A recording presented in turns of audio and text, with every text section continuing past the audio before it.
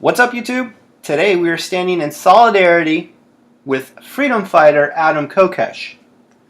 Adam went to jail for some type of paper plate temporary tag issue, and he's sitting in jail right now and trying to get him out.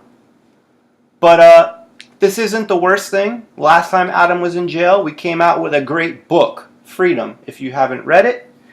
And so hopefully we get a new book out of this.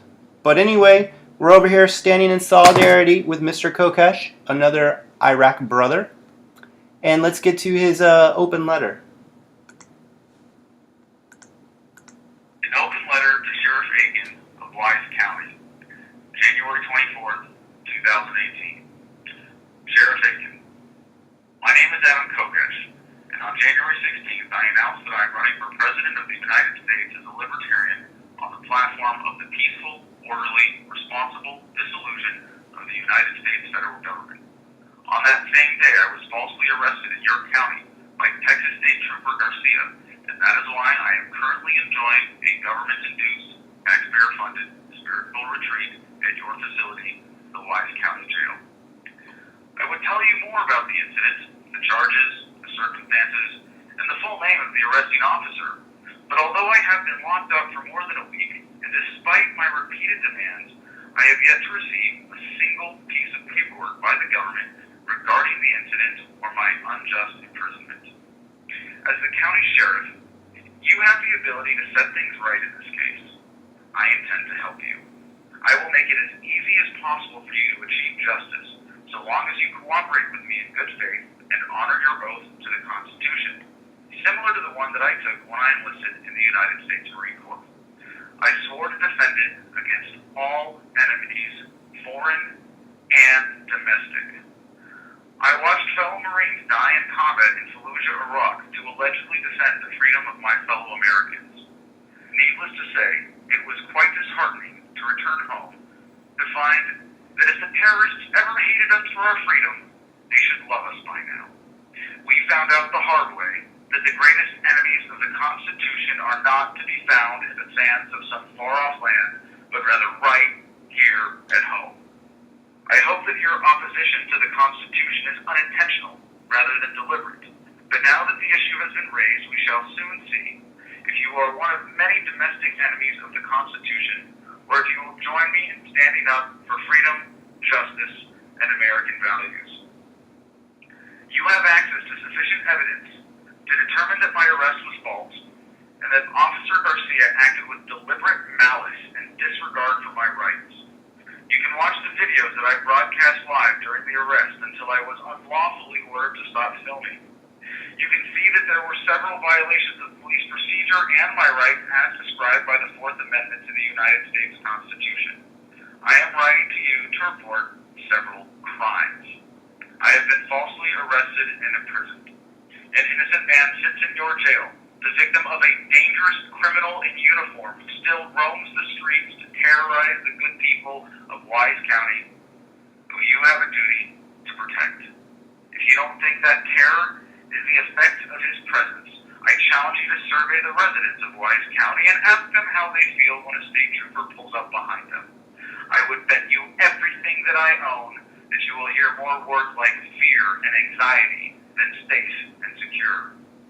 Do your duty, pursue this matter appropriately, and arrest Officer Garcia. I will not rest until I see him wearing the same striped uniform that I am wearing now. You are in possession of stolen goods, as nothing that was taken from me that day was taken lawfully. I demand that all of my property be returned to me immediately, including my dog, Blue, and my RV, No Force 1.